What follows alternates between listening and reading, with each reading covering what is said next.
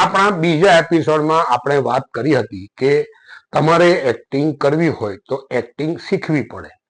એટલે પહેલો સવાલ એ આવે કે હું એક્ટિંગ શીખવા ક્યાં જાઉં.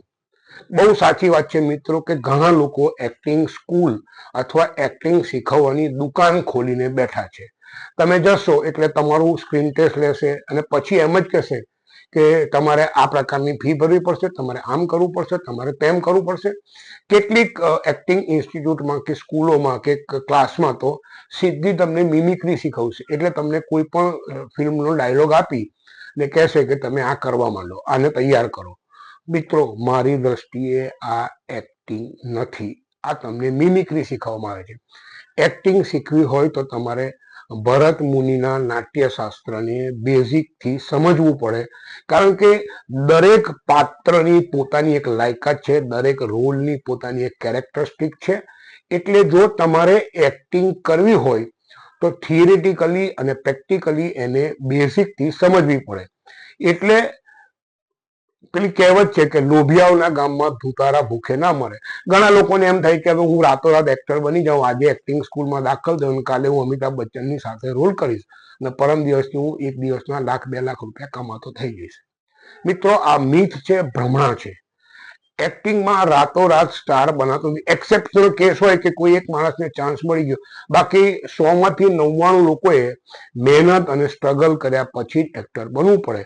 તો એક્ટિંગ ક્યાં કરી શકાય? એના માટે તમારે સારી એક્ટિંગ સ્કૂલ, જેની અંદર બહુ જ રિનાઉન્ડ લોકો ભણાવતા હોય, એની સાથે જવું પડે.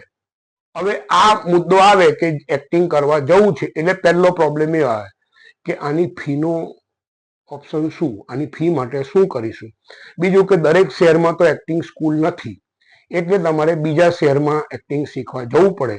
ત્યારે એમ થાય કે હવે ત્યાં રહેવા જમવાનો ખર્ચો અને બીજી બધી વ્યવસ્થા કેવી રીતે કરીશું.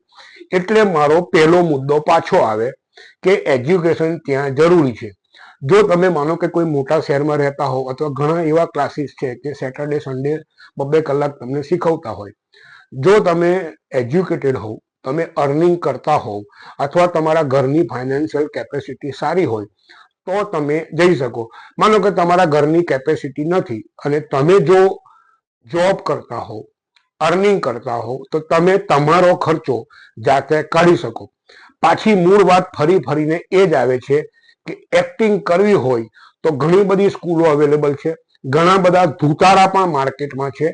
તમારે શુદ્ધ બુદ્ધિથી એ વિચારવાનું છે કે કોની સાથે કામ કરી શકાય. પણ એની સાથે સાથે અનેક સમસ્યાઓ ઊભી છે. એ સમસ્યાનો સામનો કેવી રીતે કરી શકાય એ પણ તમારે સમજવાનું છે. તમે જોઈ રહ્યા છો અપ્પુન કા અડ્ડા. Subscribe channel, like and share video.